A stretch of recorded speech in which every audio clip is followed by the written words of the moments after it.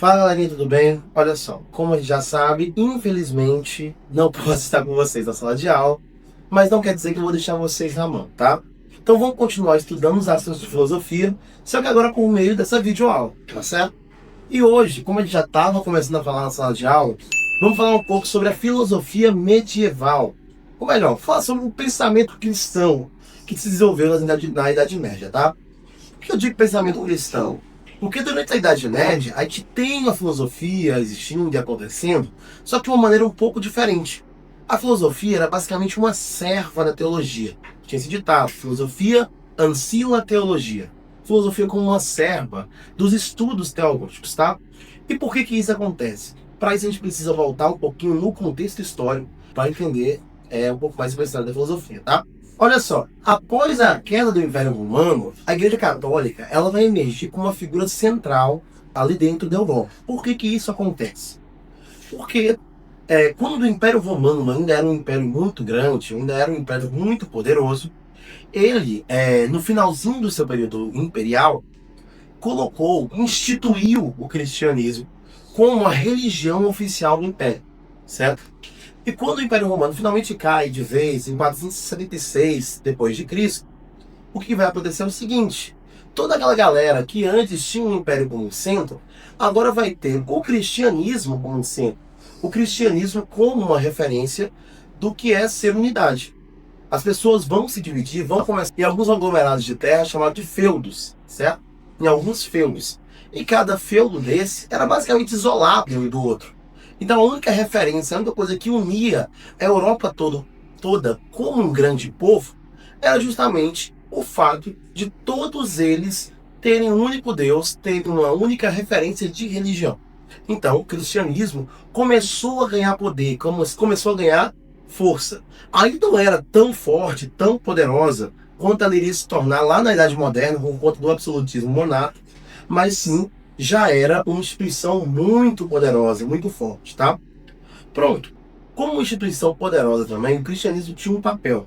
A igreja era o que tinha esse cuidado de preservar todo aquele conhecimento que vinha da antiguidade, preservar as ideias dos gregos, preservar as ideias dos antigos e de outros povos que eles ainda tinham salvos. Como instituição poderosa, o cristianismo também tinha a obrigação, tinha um cuidado de preservar o conhecimento. Era ela a instituição que preservava todo o conhecimento que vinha dos antigos. Até porque nesse contexto histórico ainda, nesse início da história, qual era a grande questão? Os castelos, os reinados, as pessoas mais pobres não estavam preocupadas em preservar um conhecimento que vinha da antiguidade. Se tornou um papel reservado somente para a igreja, tá? E é ali dentro da igreja que vai se desenvolver um berço, para a galera começar a pensar em novas coisas. Uma outra coisa também importante para o desenvolvimento do pensamento cristão medieval e do pensamento filosófico da Idade Média no geral, sabe?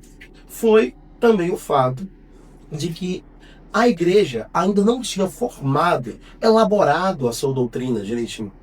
Eles ainda estavam no começo. O que a gente entende por igreja hoje em dia ainda não existia, tá certo? Então a galera ainda precisava começar a elaborar. E também precisava defender as suas ideias, tá?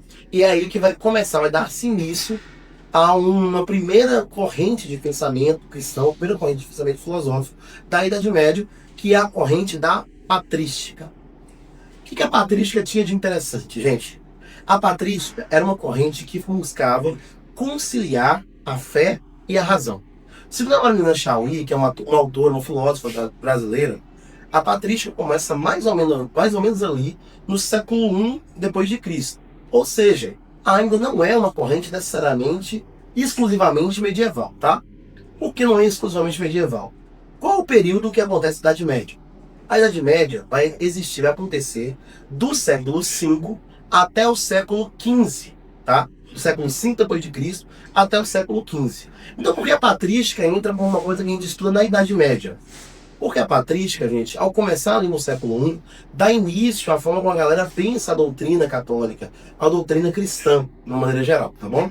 Começa ali com as cartas de Pedro, as cartas dos apóstolos, e vai se desenvolvendo depois disso, beleza? A galera tinha um papel bem simples: defender a fé cristã, das heresias e do paganismo que aparecia no geral, beleza? E também tentar conciliar a fé cristã com a razão.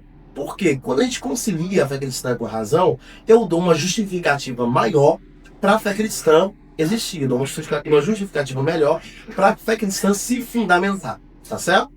Estamos entendendo até agora?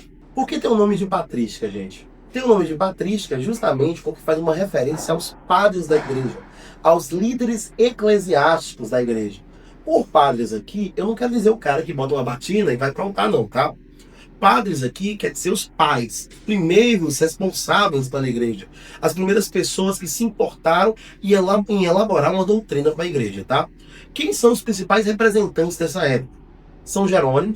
O que São Jerônimo faz de interessante? O São Jerônimo é o responsável de traduzir a Bíblia do grego para o latim, tá? O latim que era a língua da época, a língua de Roma.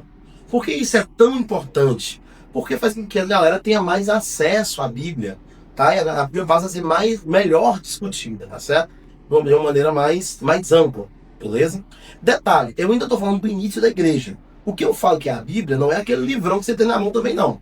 A Bíblia aqui ainda não foi definida, ainda está sendo definida, tá certo? São Jerônimo traduziu os livros, beleza? Tem um papel fundamental. Outro importante representante foi Santo Ambrósio, bispo de Milão. Por que Santo Ambrósio foi importante? Além de suas homilias, além de suas reflexões complexas acerca de Deus e da existência de Deus, ele também influenciou outro cabra, que vai ser a principal referência da patrística, que é Santo Agostinho de Hipona. Beleza? Santo Agostinho, ele nasceu numa cidade da África chamada de Tagaste. Ou seja, é um filósofo aí que já está mais perto da África, né? Quem é Santo Agostinho de Hipona? Santo Agostinho nasceu em Tagaste, na África, em 354 depois de Cristo, tá bom? A gente vai falar que ele é um filósofo, ele nasceu na África, mas não necessariamente é um filósofo africano, tá, gente? O pensamento dele, a corrente de pensamento dele, vai ser muito próximo do que a galera vai desenvolver depois na Europa, tá? A filosofia é uma coisa um pouquinho mais complexa do que parece. Para Santo Agostinho, gente, a fé era fundamental e precedia a razão. Como assim? A fé, a partir da fé, a gente conseguia elaborar e encontrar a razão. Então a fé era um caminho para a razão, tá bom? Olha só, a galera durante a Idade Média tem essa conciliação, quer entender qual é a relação da fé e da razão, da filosofia ou a teologia, tá? Para ele, a fé era mais importante que a razão, tá? E esta fé fazia com que a gente tivesse tivesse uma razão revelada por Deus. Nós pudéssemos alcançar as verdades de Deus, tá certo? Para ele, a lógica era a seguinte: ele acreditava para entender e entendia cada vez mais para crer mais em Deus. Faz sentido o que eu tô falando? Para ele, a fé dele fazia ele acreditar em Deus, e quanto mais ele acreditava, mais ele entendia. Era esse o lema de Santo Agostinho, tá? Então o foco dele era buscar essa conciliação entre a fé e a razão. Beleza. Agostinho escreveu vários livros muito importantes, dentre eles As Confissões, que narra o seu processo de conversão ao cristianismo. Por que o processo de conversão de Agostinho é tão interessante, gente? Porque ele não foi o cara que sempre foi cristão, que sempre esteve ligado à filosofia cristã. Na verdade, Agostinho passeou por várias outras correntes filosóficas, buscava a verdade em vários outros lugares, antes de encontrar a religião como um foco para a sua filosofia, um centro para a sua filosofia, tá certo? Então ele passou por um processo de conversão que envolveu inclusive Santo Ambrósio, porque foi ao ouvir as reflexões, ao ouvir as homilias de Santo Ambrósio, que Santo Agostinho foi cada vez mais se convertendo e se aproximando do cristianismo, tá? Ele tem um texto bonito que ele fala: tarde te amei, ó beleza tão antiga e tão nova. Justamente porque já era bem mais tarde na vida dele, quando ele realmente encontrou o cristianismo. Por isso é tão relevante a gente falar isso, tão importante de falar isso durante essa unidade aqui do segundo ano do ensino médio, que é então vocês entenderem um pouco sobre como o nosso pensamento se desenvolve aqui no Ocidente, tá? Espero que vocês tenham aprendido alguma coisa na aula de hoje, espero que vocês tenham entendido alguma coisa da aula de hoje. Fica aí, façam os exercícios que eu deixei para vocês e até a próxima aula. Falou?